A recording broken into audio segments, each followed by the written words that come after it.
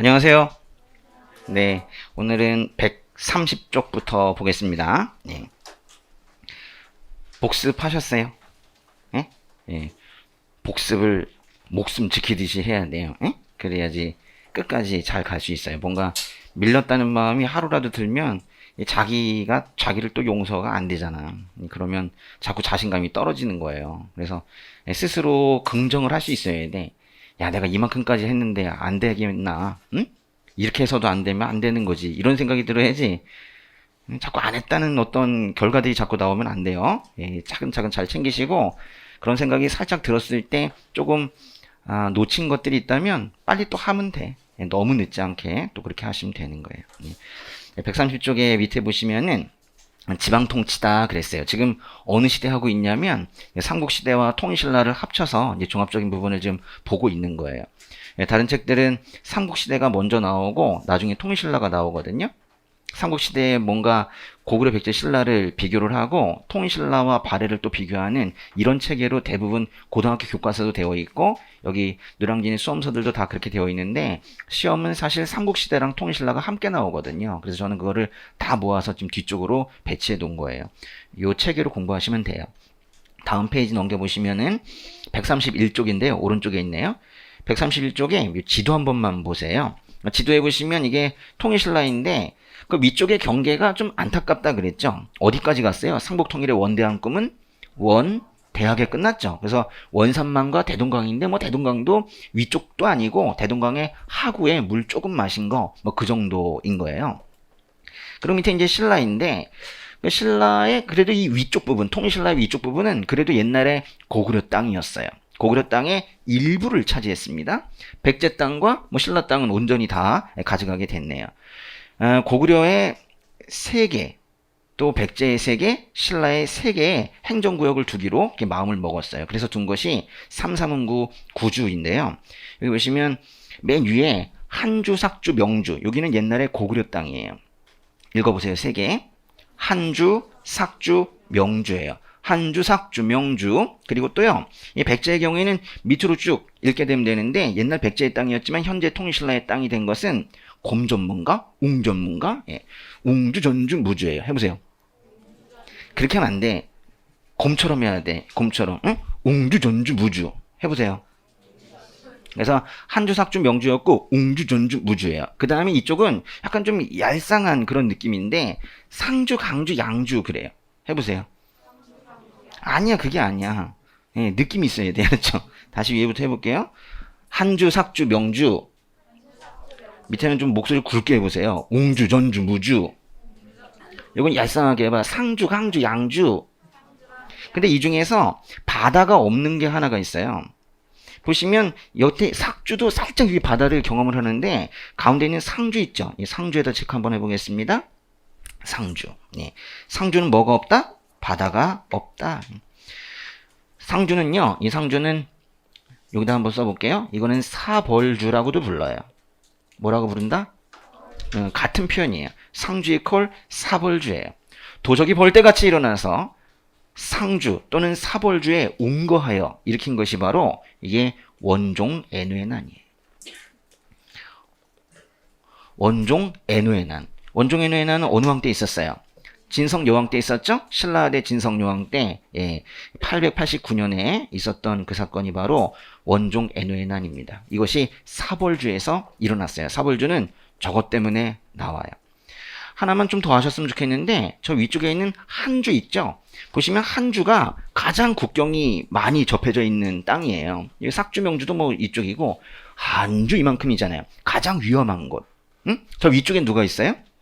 처음에는 당나라가 있다가 나중엔 발해가 있었는데 둘 다 별로 사이가 안 좋았어, 신라랑. 그렇기 때문에 발해와 계속 뭔가 견제가 될 수 있기 때문에 신라대 시작할 때 이쪽에다가 패강진이라는 그런 군대를 두기도 했거든요. 패강진? 그래도 이쪽은 불안한 거야. 그래가지고 이쪽은 아주 국경지역이어서 군대도 딴 데는 한 군대를 하나를 두는데 여기에만 지방군을 2개를 둬. 재밌는 것은 각각의 주가 있는데요. 한주, 삭주, 명주, 웅주, 전주, 무주, 상주, 강주, 양주에 모두 군대를 하나씩 둬요. 그 지방군대를 정이라고 불러. 그럼 총 9정이 돼야 되는데 한 주에는 정을 2개를 둬. 그래서 총 합치면 정이 10개예요. 그래서 통일신라의 지방군대가 몇 개냐? 그러면 10정이요. 이렇게 대답하면 돼요. 통일신라의 지방군대는 왜 10정이 된 거냐면 구주 플러스 1, 구주 플러스 1 하니까 10정이 된 겁니다. 그래서요. 이 한 주에는 어떻게 표시를 해놓을까? 한 주에는 이렇게 별표로 해놓든 여기는 정이 2개인 거예요. 뭐가 2개라고요? 정이 2개예요. 정. 그래서 여기는 이정을 두었다는 거 이게 매우 중요해요. 또 하나 한 주에 대해서는 좀만 더 하셨으면 좋겠는데 한 주의 또 다른 이름은 한산주예요. 상주를 사벌주라고 부를 수 있었다면 한 주는 한산주라고도 불러요. 똑같은 표현입니다. 여기에 도지사 중에 한 명을 우리가 알아야 돼요. 도지사가 뭐 참으로 많이 바뀌었겠지만은 한 사람 정도는 아셔야 되는데 이런 말을 아예 외워볼게요. 한산주 도독. 이 도독이라는 게 신라대 마지막으로 정립이 된 도지사의 이름인데요. 한산주 도독 김대문. 한번 일단 써보세요. 한산주 도독 김대문이라. 이래. 이 사람 이제 진골 귀족 출신이에요. 사실 뭐 귀족이니까 지방 장관도 될 수가 있는 건데요. 한산주 도독 김대문은 어느 동네를 사랑했을까? 한산주. 아니 자기가 도지사하고 있는 그 동네를 사랑하지 않으면 어떻게 하겠어요? 그래서 나중에 한산기라는 책을 쓰는데요. 뭘 쓴다?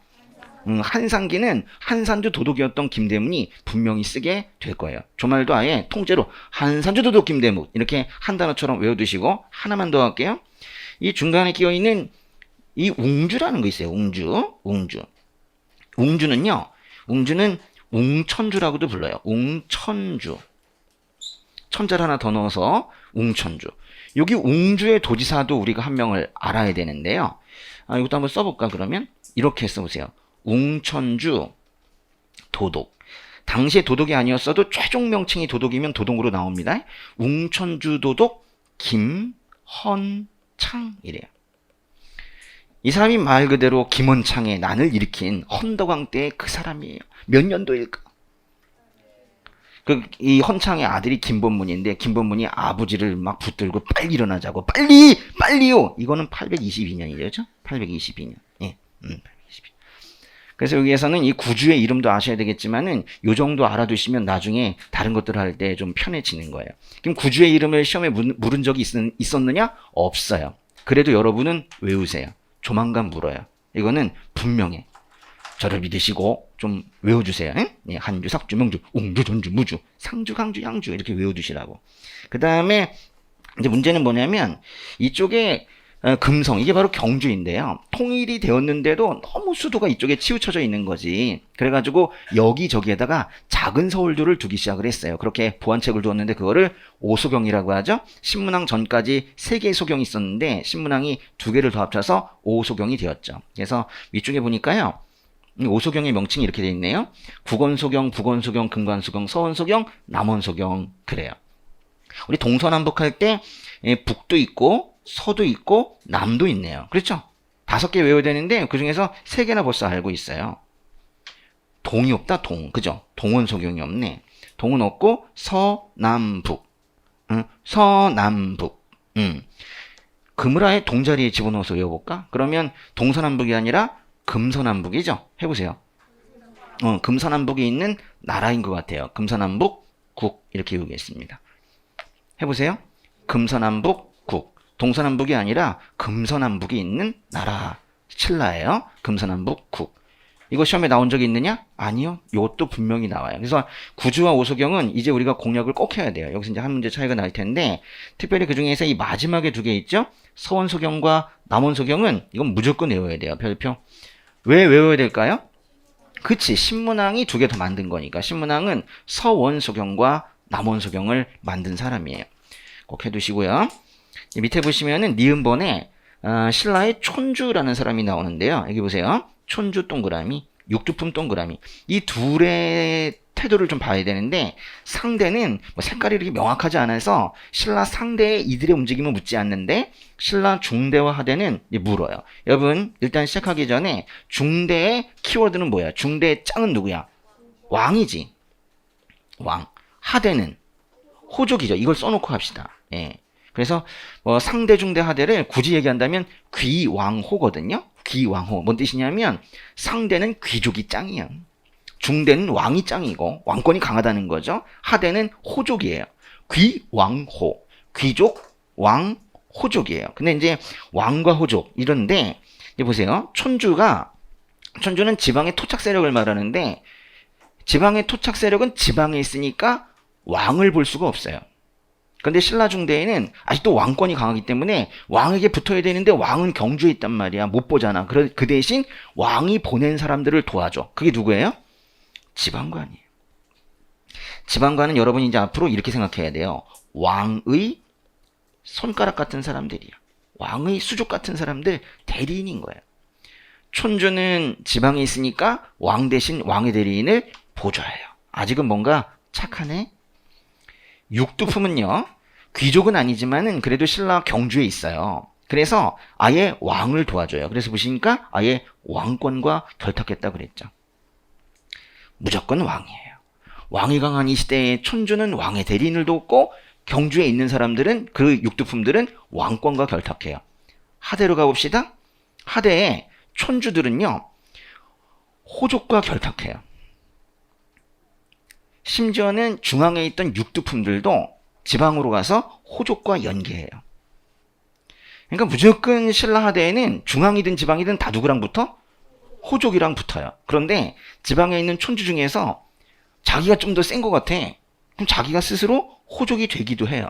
둘 중에 하나인 거예요. 그러고 보니까 우리가 호족의 출신들을 외웠었는데, 그죠? 풍선 가지고 놀던 무슨 촌놈? 진해 촌놈 그랬죠. 진해 촌농, 그 중에 촌이 바로 촌주라고. 촌주는 호족에게 붙거나 자기가 호족이 되거나 둘 중에 하나인 거예요. 근데 육두품도 사실 두 갈래가 있어요. 육두품이 호족과 연계하는 거는 왜 연계하느냐? 그래도 세상에서 한번 살아보려고. 그런데 세상에 미련이 없어. 야, 이놈은 세상 이제 못해먹겠다 싶을 때에는 은둔하는 거예요. 은둔. 왜 은둔이란 말이 나오냐면 아주 유명한 한 육두품이 갑자기 전화를 꺼버리고 잠수를 탔어. 그게 누구냐면 최치원 때문에 그래요. 이 사람 때문에 신라 하대 육두품은 은둔하기도 한다. 이게 시험이 나요. 이게 알아두셔야 돼요. 예. 이 표의 별표. 이 표를 보면은 이게 뭔가 중대와 하대의 어떤 이 분위기를 다 알 수가 있어요. 아주 좋은 것이고요. 그다음에 미음번 보세요. 미음번에 상수리 제도 별표 중요합니다. 상수리는요, 요 리자가 매우 중요한데 상수리. 나중에 이제 보시면 우리 향리라는 것도 배울 텐데 리는요, 이게 뭔가 실무자들이야. 근데 힘은 조금 있는. 그래서 뭔가 이렇게 끝나는 사람들은 뭔가 그래도 그 동네에서 뭐 세금 걷는 데에도 앞장서고 뭐 또 도둑 잡는 데도 앞장서고 하는 뭐 이런 사람들을 우리 고대 사회에서 뭐 이렇게 보통 부르거든요. 이 상수리 제도는요, 그 시골에 있는 세력들, 그 세력들을 어떻게 통제하느냐, 그 왕들이 그들을 통제하는 게 사실은 어려운 일이에요. 뭐 거기까지 손이 닿지가 않으니까요. 그런데 통신라가 되고 나서는 더 문제인 거예요. 땅은 넓은데 중앙의 수도는 경주에 이렇게 몰려 있고 저 끝에 있는 그 지방의 세력들이 무슨 짓을 하고 있을지 모르는 거예요. 또 반역을 일으키면 어떡해. 그래서 그들을 인질로 삼는 제도를 두기로 했어요. 그러니까요, 전라도에 있는 그 호족들, 그 지방 세력들을 한 명을 경주에 데려다가 인질로 잡는다고. 근데 인질로 뭐 이렇게 묶어놓는 건 아니고, 한번 와볼래? 이래요. 그래가지고 경주에 데려다 놓고 일을 시켜요. 행정업무 뭐 이런 걸 시켜. 그 전라도에 못 가. 그래가지고 반역을 꿈꾸고 있던 그 사람의 반역 계획이 사라져버려요. 이런 식이에요. 그걸 무슨 제도라고 하느냐? 그거를 상수리 제도라고 해요. 그래서 이 상수리 제도는 인질 제도거든요. 근데 우리가 뭐 생각하는 그런 무서운 인질 제도가 아니고, 중앙 경주에 묶어놓고 뭔가 일을 시켜가지고 결국에는 지방에서 힘을 행사하지 못하게 하는 그런 조금 고급스러운 그런 인질 제도예요. 다음 페이지에 보시면은 그 인질 제도와 관련되어 있는 사료가 나오는데 꼭 좀 외워야 되는 사료입니다. 요 사료의 별표. 요 사료의 제목은요, 써놓을게요. 이 자체가 상수리 제도예요. 상수리. 네. 여기에는 두 사람의 이름이 나오는데요. 문무왕의 서재인 거득공이라는 사람이 나와요. 거득공 밑줄. 거듭공은 경주에 있는 귀족입니다. 근데 하루는 전라도 광주에 간 거예요. 예전에는 전라도 광주를 무진주라고 불렀고 지금도 광주에 가면 무진 뭐 이렇게 되어 있는 간판들 많이 있죠. 그죠? 지금도 무진이라는 명칭이 있고요. 주리 안길이 있대요. 이 사람은 어디에 있는 사람이냐면 첫 줄에 끝에 있는 무진주에 있는 사람이에요. 밑줄 쳐놓으세요. 거듭공, 무진주, 주리 안길. 어떤 상황이 있는가? 경주에 있었던 거듭공이 전라도 광주에 가서 무진주에 가서 안기를 만난 거예요. 뭐 여기까지는 사이가 좋아요. 그리고 나서 나중에 거듭공은 경주로 돌아왔어. 근데 얼마 후에 안길이 이 상수리 제도에 걸려서 경주에 온 거예요. 그래가지고 경주에서 둘이 또 만났다 이런 얘기예요. 그래서 겉으로 보면 무서운 얘기 하나도 없고 뭐 그냥 두 사람 만난 이야기 같은데 이게 바로 고급스러운 인질제도예요. 그래서 여기 보시면 이런 말이 있어요. 밑줄 친 거에 서울 안에 있는 여러 관청에 올려보내요. 이래 있어요. 여기서 서울이라는 건 경주를 말하는 거예요. 수도를 의미하는 단어입니다. 그래서 수도로 보내서 여러 관청에 올려보내요. 일시킨다 이거예요. 너무 어려우시면 한 사람만 꼭 외우겠습니다. 바로 이 사람이에요. 안길 별표. 근데 이 사람이 어디 사람이에요? 무진주의 안길이에요. 그러니까 좀 길게 무진주의 안길 이야기가 나오면 무슨 제도? 상수리 제도예요. 지방 세력을 통제하기 위한 상수리 제도야. 그럼 이제 답이 상수리 제도 이 5글자가 답이냐? 그렇게 안 나오지. 아마 분명히 이렇게 나올 거예요. 이 제도에 영향을 받은 고려의 제도는 이렇게 나올 거예요. 이 상수리 제도와 비슷하게 영향을 받아서 계승한 제도는 바로 기인 제도라는 건데요. 위에 기인 제도 동그라미. 그래가지고 아예 해놓으세요. 이 사료가 만약에 나오잖아요. 지금 이것이 답이에요. 아예 이렇게. 상수리 제도를 내면서 상수리 제도가 답인 건 너무 쉽잖아. 그것에 영향을 받은 제도는 기인 제도예요. 외우세요. 예. 그런데 오늘 하나 더 하겠습니다. 기인 제도에 영향을 받은 조선의 제도 있거든요. 옆에다가 조선도 하나 써놓을게요. 조선의 비슷한 제도는 뭐라고 하냐면 조선은 경절이 제도라고 그래요. 그래가지고 이 세 개를 명칭을 바꿔놓고 오답을 만드는 경우가 있어요. 순서상 통일신라, 고려, 조선이 상수리, 기인, 경절이입니다. 뭐라고요? 상기경인데요. 상수리, 기인, 경절이. 이건 매우 중요해요. 이제 앞으로 또 한번 나오게 될 거예요. 됐고요. 그 다음에 이제 군사 이야기 보겠습니다. 통일신라 중앙군 밑줄. 통일신라의 중앙군의 핵심은 구서당이래요. 이 서당이라는 말은요, 이것 자체가 중앙군이에요. 지방군은 정이라고 하거든. 서당은 중앙에 있는 군대는 그거는 그 당시에 서당이라고 불렀어요. 서당이 몇 개가 있대요? 9개가 있대요. 그러니까 중앙군 9개 부대다. 뭐 이런 뜻인 거예요. 근데 이제 시험에서 중요한 것은 이 구서당의 구성이에요. 구서당은 도대체 누구로 9개 군대인가? 보세요. 신라인 3개서당. 뭔가 민족별로 나눈 것 같아. 고구려인 3개서당, 백제인 2개서당, 말갈족 1개서당. 고구려 백제 사람들이 다 있네요. 그쵸? 근데 여기에서 공부 안 하면 상상도 할 수 없을 민족이 하나 나왔어요. 누구예요? 말갈족 1개서당 별표. 분명히 바뀐다면 이 부분이 바뀌겠죠. 그렇죠? 말갈입니다. 말갈. 나중에 이제 여진족이라고 불릴 뭐 그런 사람들인데요. 예. 말갈은 우리가 발해하면서 좀 배웠어요. 그렇죠? 말갈족과 함께 발해를 만들었다며 흑수말갈과 당과의 직접 교류 시도로 인해서 무왕이 화가 났다며 대부분의 말갈족을 복속하고 요동으로 진출한 사람이 선왕 해동성국이라며 그러면서 배웠던 그 말갈이에요. 이걸 좀 꼭 좀 기억하세요. 그런데요. 생각해보면 고구려 백제 이 사람들은 망한 나라 사람들이잖아요. 그런데 이 사람들을 구서당 즉 중앙군으로 불러가지고 이 중앙군은요 고깃국이 나와. 응? 왜냐면 이 사람들한테 급여 이런 걸 제대로 주지 않으면 잘못해서 창칼을 왕에게 돌릴 수 있잖아. 이 사람들은 잘해준다고 해야죠. 그래가지고 좋은 군대예요. 복지도 잘 되어 있는 그런 군대라고. 세상에서 버림받은 이들을 왕이 데려다가 고깃국을 주면서 잘 대해주니 얼마나 충성하겠어. 그래서 시험의 답 중에 하나가 왕에게 충성을 맹세한 왕의 직속 부대다. 이게 왕에게 충성의 밑죠. 아주 충성심이 강한 부대예요. 저희를 버리지 아니하시고 거두어 주셨군요. 이러면서. 그래서 답이 왕권 강화책이었어요.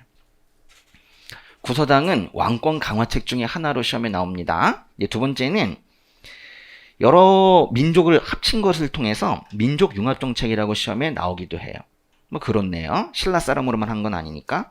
그리고 또 보니까 고구려 백제 사람들이 이 군대에 들어오니까 그쪽 군대 문화가 아주 종합적이에요. 그래서 고구려와 백제 문화를 통합한 통일신라의 종합적인 문화다. 뭐 이렇게 나오기도 해요. 그래서요, 이거 뒤쪽에 뭐 삼국문화의 종합이라 이렇게 해놓기도 했는데, 요거 세 개의 번을 붙일게요. 왕권 강화책의 1번, 민족 융합 정책의 2번, 맨 끝에 삼국문화의 종합의 3번.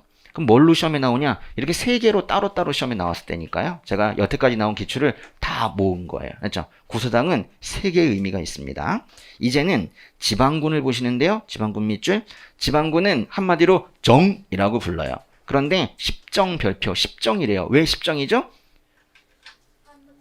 그러면 이렇게 대답해도 돼요. 구주니까. 근데 한산주에는 두 개니까. 그죠? 그래서 구주의 1정. 그런데 아까 배웠네, 그죠? 한산주에는 2정. 잘했어요. 그래서 이걸 합쳐가지고 중앙군과 지방군을 합쳐서 통일신라 군대를 한마디로 구서당 십정이라고 하는 겁니다. 뭐라고요? 이거를 대부분 정비한 왕이 바로 신문왕이에요. 그 다음에 신문왕의 업적으로 시험에 나오기도 해요.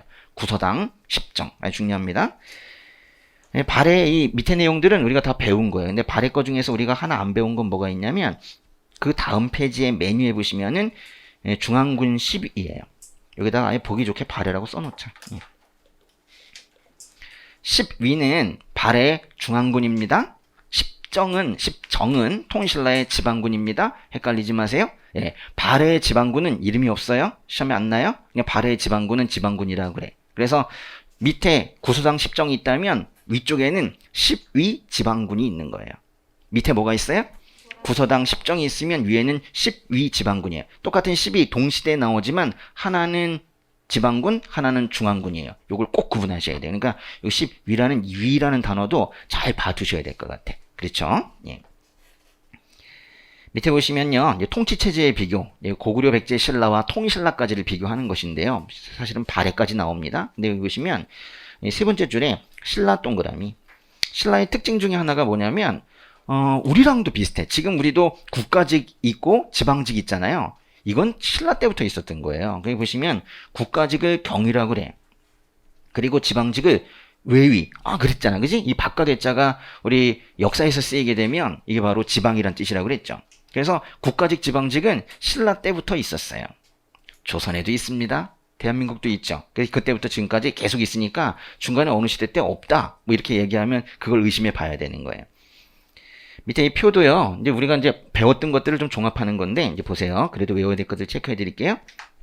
고구려, 백제, 신라 여기 관등제라는 건 몇 급 공무원 제도까지 있었느냐. 고구려는요. 대충 내요. 10여 관등 이렇게 냅니다. 삼국사기에는 14관등이라고 되어 있지만 다른 자료는 또 그렇지 않거든요. 그래서 정확하게 시험에 내는 건 백제와 신라뿐이에요. 요거 두 개는 외우셔야 돼. 외우셔야 되고 외우셔야 돼. 백제는 16급 공무원까지 있고 신라는 하나 더 있네. 그죠? 17입니다. 꼭 기억해야 돼요. 또요. 중앙관제를 보니까요.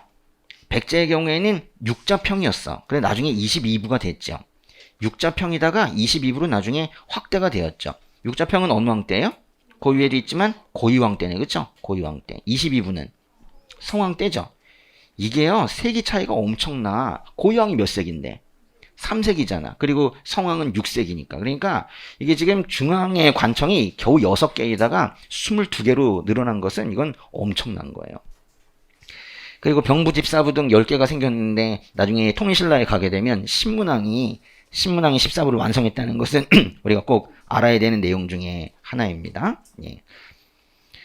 우리 밑에 있는 합의제도 하나 외우도록 하겠습니다. 여기서 이 합의제도라는 것은 뭐 요 사이에다가 귀족 합의제도 뭐 이렇게 부르기도 해요. 왜냐하면 귀족들이 모여서 회의를 했으니까. 예. 제가회의, 정삼회의, 화백회의 이 순서입니다. 고구려, 백제, 신라. 이제 신라는 삼국시대 신라나 통일신라나 계속 화백회의이기 때문에 이 이제 세 개만 외우시면 돼요. 여러분 혹시 그거 기억나십니까? 고구려, 백제, 신라의 청소년 군사단체, 청소년 선수들이 태릉 선수촌에서 신는 신발이 뭐야? 선수화. 선비, 수사, 화랑이거든요. 근데 여기 또 하나의 신발이 나와요. 예, 제정화. 예, 제정화. 그래서 이제 우리 신발 이름 두 개 외워야 돼요. 물론 화도 두 개도 하나는 화랑이고 화백회인데요. 신라는 화자를 좋아하나 봐. 선수화, 제정화. 예, 그 선수화로 제정을 하면 제정화가 되는 거예요. 예? 선수화, 제정화 그래요. 그 다음 페이지는 그 자체만으로 시험에 엄청 나옵니다. 아, 이 그림은 꼭 외우셔야 되는데 고려백제 신라의 관등표예요. 일단은 관등표에 숫자가 의미 없는 건 고구려의 14입니다. 이건 삼국사기 기준인 거지. 이건 안 외워도 돼요. 그러나 백제는 몇 개라고요? 16 외워야 되죠? 백제는 16, 신라는 17. 이거 외워야 됩니다. 야, 이거 시험에 나요. 또 하나 외우셔야 되는 건 뭐냐면 각각의 옷 색깔이에요. 고구려는 자료가 없어. 고구려는 옷 색깔이 나오지 않는데 백제는 보니까 1급 공무원부터 16급 공무원까지 3개의 옷 색깔로 나누고 있어요. 자색, 비색, 청색이래요. 자, 비, 청. 퍼플이 제일 높으네. 그치? 자색, 비색, 청색. 몇 색이에요? 3색. 이 아예 3색이라는 것 자체가 시험에 나요. 3색. 그런데 심지어는 백제는 자료가 좀 더 남아있는데 허리띠 색깔도 남아있어요. 허리띠 색깔은 자색, 흑색, 정색. 아유, 너무 복잡하다. 그죠? 이걸 내진 않아요. 그런데 가장 높은 사람들의 허리띠 색깔을 알았으면 좋겠어요. 지난번에 몽춘토성 그 옆에서 백제 박물관 전시회 하길래 제가 달려갔어요. 재밌잖아요. 갔는데 정말 백제 사람을 한 명을 만들어 놨어요. 조그맣게 만들어 놨더라고. 제 키만하게. 너무 감사했어요. 근데 그래가지고 보는데 허리띠를 안 맨 것 같은 거예요. 색깔이 같아. 분명히 허리띠가 있는데 한참 있다 찾아요. 색깔이 같아. 요건 알아주세요. 예. 그래서 허리띠 색깔은 몇 개인지 알아도 되지만 메뉴에는 다 옷도 자색, 허리띠도 자색 이런 거예요. 신라는 몇 색이에요, 보니까. 신라는 보니까 관복색이 자비, 청까지 똑같은데 옐로우가 하나 더 있네. 몇 색이에요? 4색이죠. 3색이냐 4색이냐 자비청이냐 자비청 황이냐. 황이도 추가되면 신라입니다. 점점 더 중요한 걸로 가는데요. 이제 고구려를 보면 1급 공무원의 1급은 이름을 외워야 돼요. 망리지 또는 대대로예요. 물론 대대로가 먼저 쓰였어요. 나중에는 망리지, 대망리지, 대대망리지 그랬다고 그랬어. 예. 그런데 그거 말고 보니까 거의 다가 형, 사자, 형사자, 형사자, 사자, 사자, 형. 제일 많은 건 뭐예요? 형이나 사자예요. 그래서 고구려는 이런 식으로 표현해요. 형계 관등과 사자계 관등이 있다고 그래요. 이걸 부를 때 이렇게 불러요. 형계 관등, 사자계 관등 이렇게 불러요. 그래서 형과 사자로 끝나는 건 백제와 신라에는 다행히 없어요. 그래서 어떤 직책의 이름이 나오는데 무슨 형 그러면 고구려 문제예요. 그런데 이런 건 왜 생겼을까요? 처음에 누군가는 왜 8급이고 누군가는 왜 12급이고 그럴까? 나중에는 능력에 따라 이렇게 나눠서 했겠지만, 그리고 점차 관직이 상승이 되고 그렇게 됐겠지만은 처음 시작할 때 다 1급일 수는 없잖아. 그쵸? 이럴 때 처음 시작할 때는 보통 어떻게 했었냐면 왕이 일단 매기는 거예요. 근데 누군가가 많은 사람들을 데리고 투항을 해. 그러면 우와, 너 3,000명이나 데리고 왔어? 너 2급해 2급. 태대형이야 태대형. 근데 누가 한 200명 데리고 왔어. 그러면 넌 선인해라. 이렇게 하는 거예요. 이런 식인 거예요. 그런데 어떤 사람은 혼자 쫄래쫄래 와. 그런데 자기가 능력이 좋대. 무슨 능력이 있냐 그랬더니 세금 받는 건 정말 잘한다는 거예요. 그럼 그 사람은 이쪽에 태대사자 이러면서 국세청장 시켜주는 거예요. 그런데 조금 능력이 덜하면 대사자 이래가지고 지방국세청장, 세무서장 이렇게 시켜주는 거예요. 보세요. 형은 족장의 성격을 가지고 있어요. 형이라고 끝나는 사람들은 큰 세력 몰고 온 사람들에게 처음에 타이틀을 붙여줬어요. 그런데 사자는 행정적 성격이 강해요. 사실 여기서 행정적 성격이라는 건 실은 조세행정이에요. 예전에 이 세금 받는 것보다 중요한 게 어디 있겠어요. 나라 운영하는 데는 이거거든요. 그런데요, 생각해보니까 사자라는 명칭은 옛날에 초기 고구려에도 있었는데, 거기도 있었어요. 어디 있었냐면 부여에도 있었어요. 그래서 부여에도 있고 초기 고구려에도 있고 중앙 집권 국가로 발전한 이 고구려에도 사자는 계속 있어요. 별표 아주 중요합니다. 형사자는 고구려예요. 백제로 가봅시다. 백제는 보니까 1급 공무원은 좌평이에요. 좌평이 6명이 있거든요. 그 중에 가장 높은 사람이 내신좌평 쪽이 상좌평이 됐어요. 그런데 그 다음부터는 좌평이 아니야. 2급부터 2, 3, 4, 5, 6, 6. 6은 솔이에요. 그 다음 5은 떡. 그 다음 5은 규칙적이지 않아. 그래서 다음 맨 마지막 5은 안 묻는데요. 두 번째, 세 번째 단계에 있었던 솔계관등과 덕계관등은 매우 중요하게 여겨요. 솔이나 덕으로 끝나는 다른 나라 관직은 없어요. 예. 또 보니까 이 신라인데요. 신라는 앞부분이 다 찬 이렇게 끝나죠. 그래서 이거는 하나밖에 없어요. 일단 찬으로 끝나면 여기 별표, 이거는 신라예요. 그러면은 우리 간단하게 정리합시다. 형사자 솔덕 찬 해봐요. 형사자 솔덕 찬이에요. 이건 절대로 혼합되지 않아. 섞이지 않아. 형사자 솔덕 찬이에요. 꼭 기억해야 돼. 왜냐면 옛날 사료들은요 항상 앞에 이 관등 명칭을 넣어주거든. 사람 이름 앞에 관등 명칭만 딱 봐도 그 사료를 금방 어느 나라 건지 알 수가 있어요. 형사자 솔덕 찬. 이벌찬 비지의 딸 혹시 기억납니까? 이벌찬이 여기 보시면 1급 공무원이요. 1급 이벌찬. 근데 여기 조금 그런 게 앞자만 따서 외울 때 좀 어려울 때가 있어. 이벌찬 다음이 이찬이에요. 응? 근데 그것만 그렇지 나머진 그렇지 않거든요. 요거는요 찬까지만 이만큼 한번 끊어볼게요. 찬까지만 한번 순서를 외워보시면 어떨까? 승자의 역사는 중요하니까. 네, 이자파대 아1사급 그렇거든요. 이자파대 아1사급, 이자파대 아1사급 해보세요.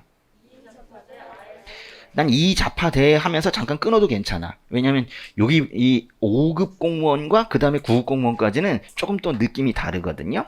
이자파대 아1사급, 이자파대까지 올라갈 수 있는 것은 진골 귀족밖에 없어요. 육두품이라는 신분은 귀족이 아니기 때문에 아무리 똑똑하고 공부를 많이 해도 가장 많이 올라갈 수 있는 게 육두품이 올라갈 수 있는 것은 6급 공무원인데 그 6급 공무원의 이름은 아찬입니다. 여러분 이거는 꼭 기억해야 돼요. 아찬 별표.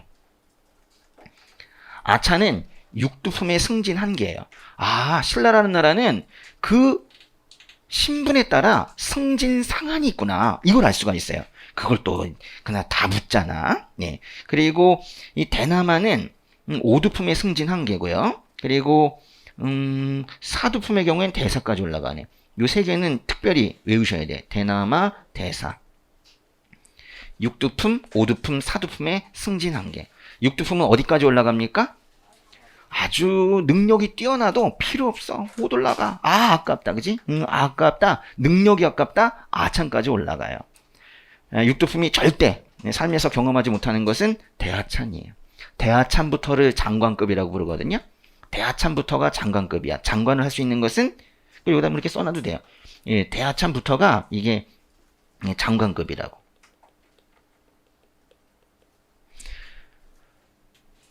육두품은 장관이 안 돼.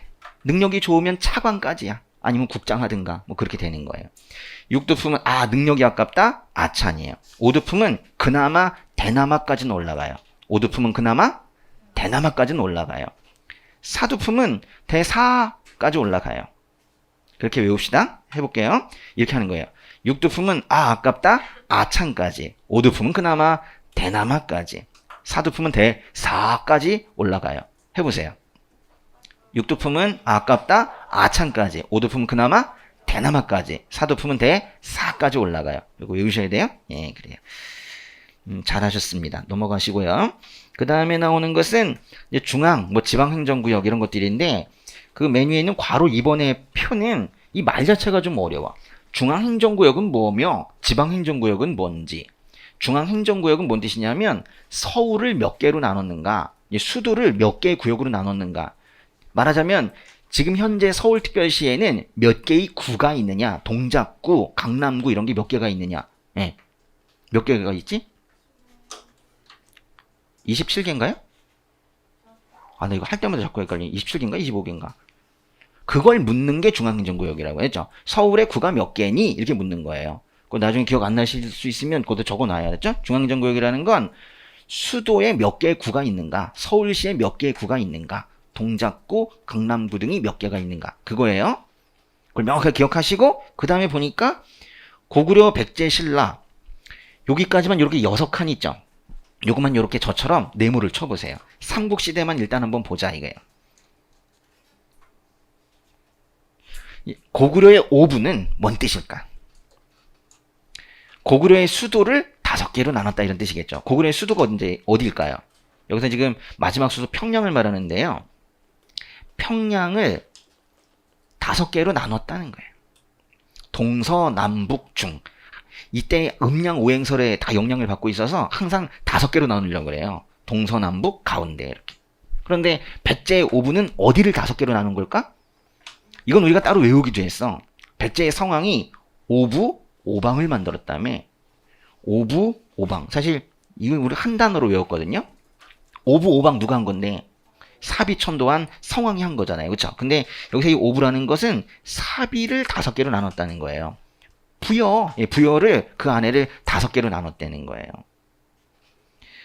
그런데 여기는 6이네. 야, 이게 문제다 이게. 요거는 좀 우리 신경 써야 되겠어요. 별표.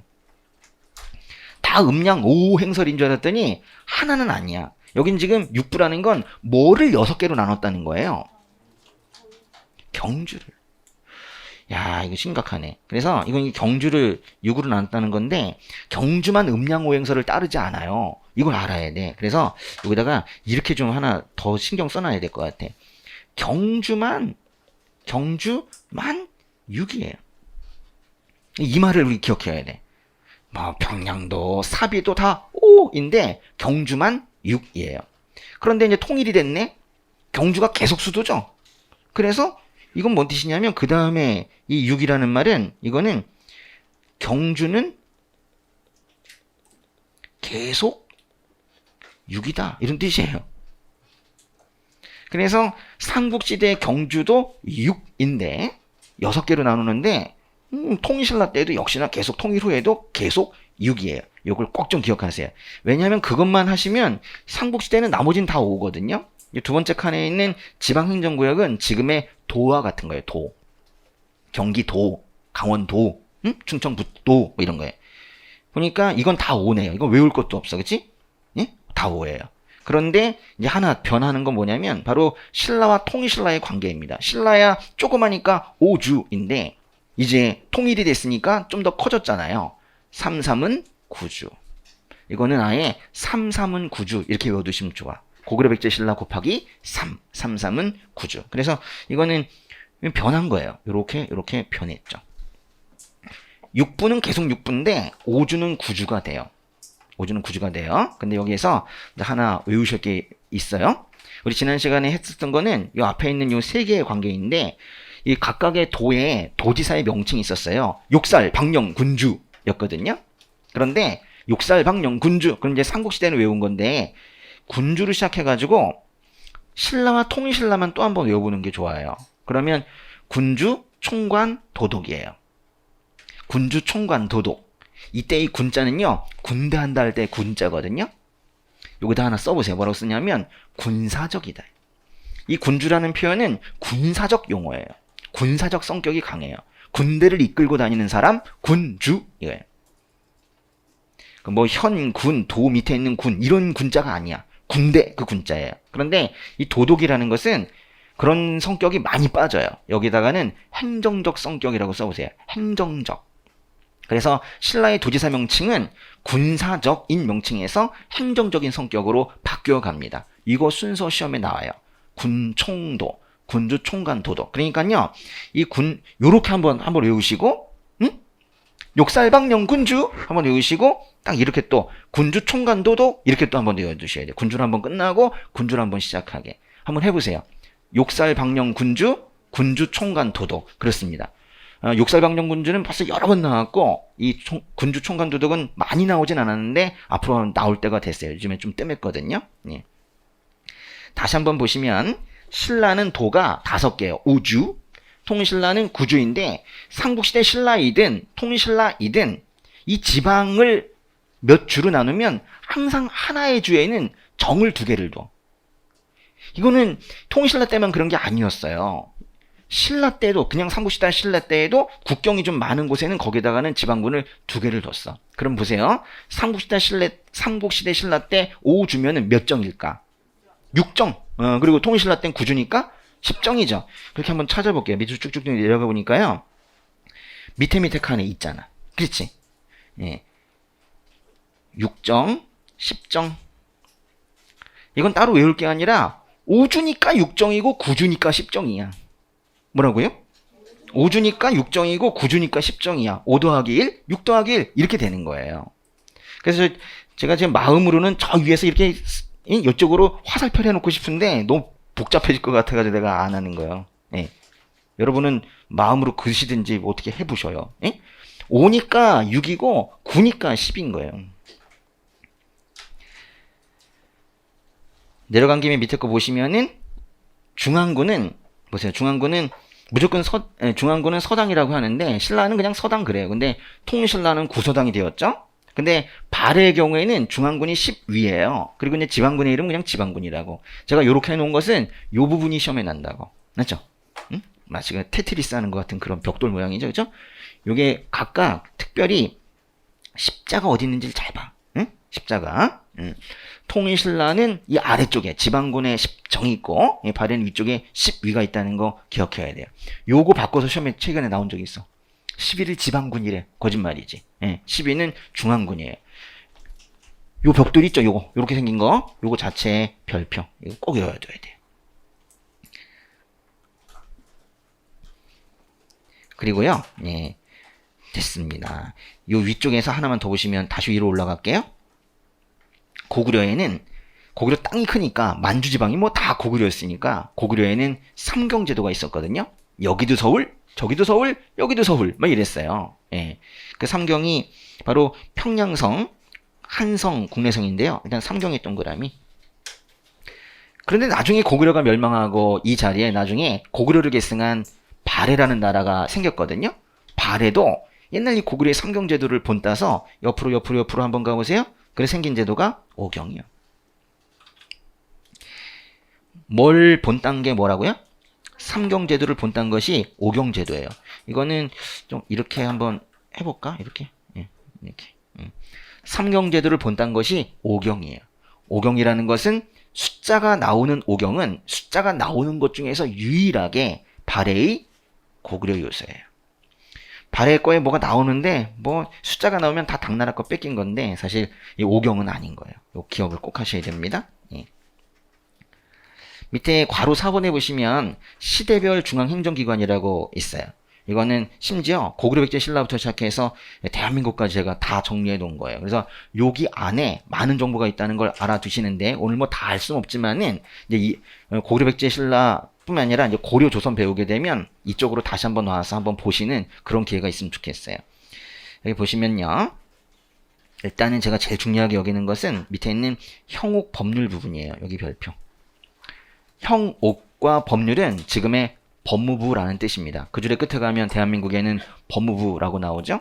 법무부가 왜 중요하냐면 법무부가 고대 사회의 이름이 제일 어려워. 이왕이면 예상 못하는 걸 내지 이름만 딱 봐도 법무부 이렇게 알 수 있는 걸 내겠나고. 조정자평 중요하죠. 조정자평은 백제의 법무부입니다. 고유왕이 만든 법무부예요. 신라는 좌이방부가 있었어요. 그러다가 이제 문무왕 때 우이방부가 합쳐지면서 좌우이방부가 최종적인 법무부 명칭이 되었어요. 조정자평의 별표, 좌우이방부의 별표. 그리고요, 잘 보니까 그거를 조선시대 때는 형조라고 그랬어요. 고려에는 6부가 있고 조선에는 6조가 있었거든요. 근데 뭐 이름은 똑같아. 근데 이왕이면 조선을 기준으로 한번 외우시는 게 좋은데요. 여기다가 색깔을 이렇게 한번 칠해보세요. 이렇게. 요걸 일단 외워야 돼. 조선이 기준이에요.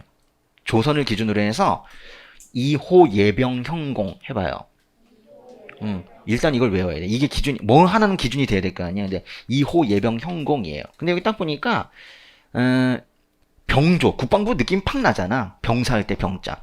형조, 응? 형벌, 응? 법무부 느낌이 팍 나잖아. 고려도 마찬가지예요. 끝이 부로 끝나기만 했지, 뭐, 병부, 형부. 업무의 명칭이 딱 거기서 보이는 거예요. 근데 문제가 뭐냐면, 발해라는 나라야, 발해. 발해는 유교적인, 유교식의 관청 명칭을 두었거든요. 육부는 육부인데, 충, 인, 의지, 예신, 이런 식으로 두었단 말이에요. 보세요. 충, 인, 의지, 예신. 여기도 이렇게 한번 해보세요. 그래서 발해권은 발해권만으로 금방 파악이 안 돼. 그래서 옆에다가 조선을 써놓고 그 옆에다가 충인, 의지, 예신을 넣어가지고 이렇게 비교하면서 봐야 돼. 발해의 의부가 뭔가? 아, 예주 쪽이구나. 지부가 뭔가? 아, 병주 쪽이구나. 이렇게 봐야 되는 거예요. 발해 법무부의 이름은 뭐예요? 예부예요. 별표. 보세요. 잘 봐봐. 잘 봐봐. 이거 중요해. 이 위쪽에도 예부가 있죠. 고려의 예부는 의례를 한다 해서 업무 명칭이 예부예요. 근데 같은 예부라고 불러도 발의 예부는 법무부예요. 법무부가 제일 어려워. 그래서 응? 법무부 요 세 개만 잘 알아두시면 뭐 형부 형주야 금방 아니까요. 그렇게 된 것이고. 또 맨 밑에 보시면요. 국립대학이 있는데 이게 매우 중요합니다. 국립대학. 네. 일단은 태학 있는데 우리 여기 짧게 이걸 누가 만들었는지 왕은 좀 써놔볼까? 예, 태학은 누구예요? 소수리망이죠. 맞아, 잘했어. 소수리망. 그리고 쭉 백제신라 이렇게 넘어가다가 국학이 나왔어요. 국학은 누구죠? 그치, 신문왕이죠. 신문왕. 그런데 이제 국학의 명칭을 태학감으로 바꾸면서 나라를 한번 번성시켜 보려고 했더니 주변 사람들이 그럼 뭐해? 노급이 부활됐는데. 그러면서 노급 부활하는 사람이 누구예요? 경덕왕이죠. 그쵸? 경덕왕. 주자감은 이거는 발해 건데요. 발해 주자감은 누가 만들었냐면 중상동 주신대 황당해요. 발해 문왕이죠. 벌써 다 안 해 우리가. 그렇죠? 요거 말고는 안 나와요. 국립대학은 이게 다야. 이제 그 다음 건 이제 우리가 이제 배운 적이 없는데 국자감은 이제 고려의 성종이 만들어요. 고려의 성종이. 그래 나중에 이제 성균관이라는 이름을 쓰는 거. 국학은 필요 없고요. 이건 이제 충렬왕이라는 왕이 성균관으로 이름을 바꿔요. 그러다가 계속 성균관이야. 그리고 끝났어. 할 게 없어요. 그죠? 그래서 딱 지금 이름 쓴 거 있죠? 소수리망, 신문왕, 경덕왕, 문왕, 성종, 충렬왕. 하나, 둘, 셋, 넷, 다섯, 여섯. 6개의 국립대학의 이름만 외우면 교육기관 명칭은 다 외우는 거예요. 다음, 고대 사회 경제 비교 보겠습니다. 삼국시대 이후에 개인의 신분은 맨 윗줄에 보니까 귀족, 평민, 천민 뭐 이런 식으로 구분이 되었대요. 그런데요. 귀족, 평민, 천민 중에서 참 그 천민 문제가 많아요. 천민의 별표. 근데 신분제 문제는 사실 고대 사회보다는 중세 사회에 들어가면 신분제 문제가 더 많이 나오기 시작하거든요. 그래서 삼국시대 통일신라의 신분 문제는 그렇게 많지는 않아요. 그런데 거기서 꼭 나오는 표현이 이거예요. 요만큼을 그대로 통째로 외워야 돼. 읽어보세요. 삼국시대에는 전쟁 노비가 많아요. 통일신라 얘기 안 했어요? 삼국시대 고구려 백제 신라는 계속 전쟁이야. 그러니까 계속 전쟁의 포로로 끌려가서 노비가 되는 전쟁 노비가 많아요. 그냥 이거는 맞는 말로 나와요. 삼국시대에는 전쟁 노비가 많다. 사실은 이 삼국이란 단어와 전쟁이란 단어는 항상 붙어 다녀요. 얼마나 전쟁이 많으면 신라의 14부 중 처음으로 만든 게 병부이겠어. 얼마나 전쟁이 많으면 백제 육자평 중에 2개가 국방부겠어. 그렇잖아요. 밑에 보시면요. 이 사회 모습을 통한 국가 시대를 구별하라 그랬는데 이건 실제 우리 현장에 가가지고는 어떤 문장을 주고 이게 고구려 문장이구나. 백제 문장이구나. 이걸 이제 알아내라는 거예요.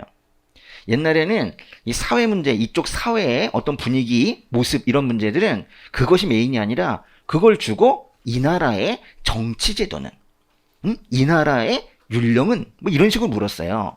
그래서 사회를 문제로 제시하고 답은 정치에서 나오는 뭐 이런 식으로 많이 나왔는데 지금도 그래요. 근데 요즘에 심지어 사회 자체에서 단독 문제가 나와요.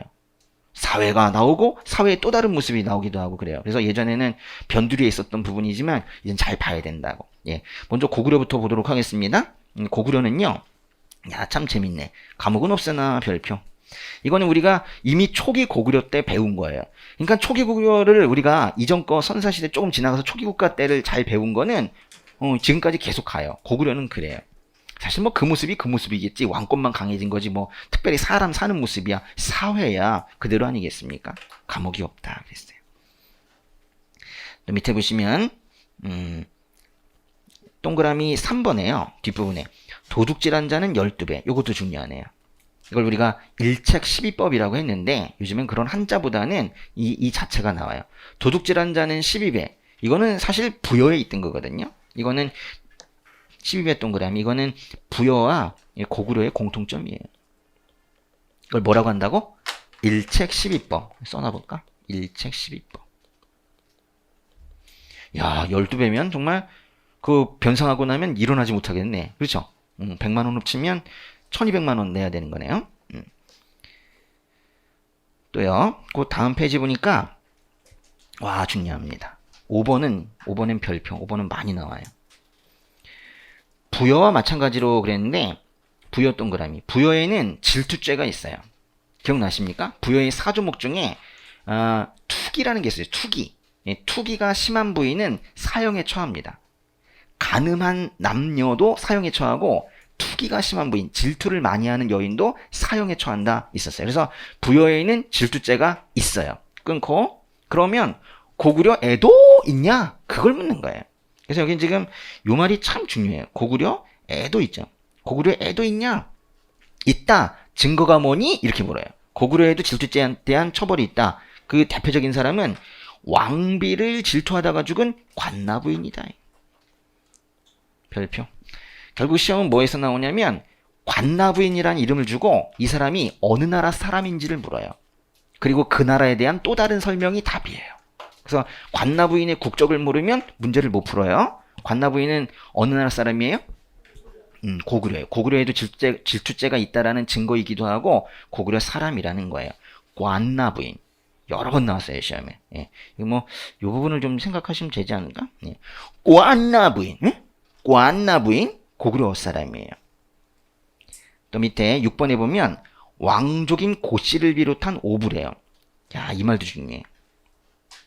그러니까 고구려에는 5개의 아주 강한 그룹들이 있었는데 각각이 혈연 집단이어서 성씨가 달라. 근데 어디가 고씨라는 거예요.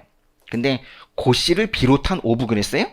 그럼 오부에 고씨가 포함이 되는 거지. 그래서 이 비롯이란 말도 중요해요. 이렇게 하면 틀려요. 고씨와 오부 그러면 안 돼. 고씨 앤드 오부 이러면 안 되고 고씨를 포함한 오부가 되는 거예요. 그 오부가 뭐냐면 이런 거예요. 손오부, 헬러부, 순누부, 한누부, 게르부 그래요. 제가 근데 두 군데에만 밑줄 쳤어요. 어디랑 어디예요? 손오부와 게르부예요. 다른 거는 대강 좀 하셔도 괜찮아 지금. 근데 손오부와 게르부는 꼭 외우셔야 돼요. 손오부, 게르부 등 5개인 거예요. 2개가 뭐라고? 손오부. 그래서 소 동그라미, 개 동그라미. 처음에는 손오부가 강했어요. 그러다 나중에는 게르부가 강해져. 게르부가 고씨거든요. 게르부가 혼자 왕을 하게 되는 때가 온단 말이에요. 그래서 이 순서가 중요해. 소, 개, 인트로듀스 하나 봐요. 그죠? 소, 개 순서예요. 보세요. 그래서 처음에는 오부족 중 손오부가 강했다. 이게 맞는 말로 시험에 나요. 처음에 강한 건 소예요. 소. 손오부가 강했다. 근데 점차 게르부가 강해져서 심지어는 밑에 보세요. 태조왕 때에는 게르부 고씨가 왕위를 독점적으로 세습했대요. 그 다음에 나오는 건 게르부 고씨예요.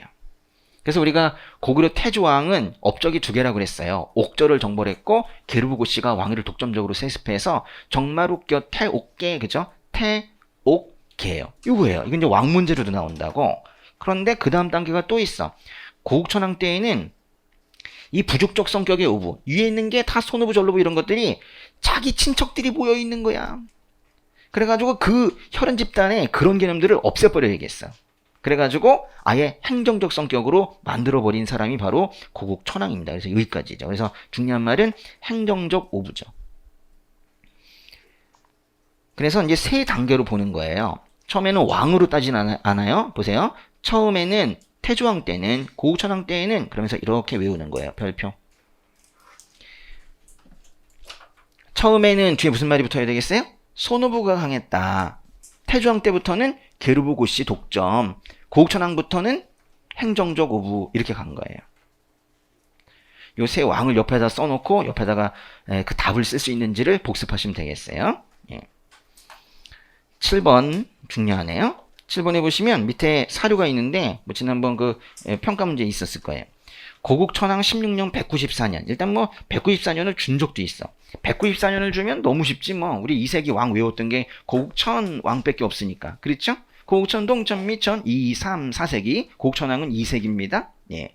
근데 이 왕이 하루는 어디에 가서 사냥을 했대요? 질량. 예, 질량 별표. 아주 중요합니다. 질량. 부피 아니라 질량이다. 질량. 예. 질량. 예. 질량에 갔는데 거기 가가지고 울고 있는 한 사람을 본 거예요.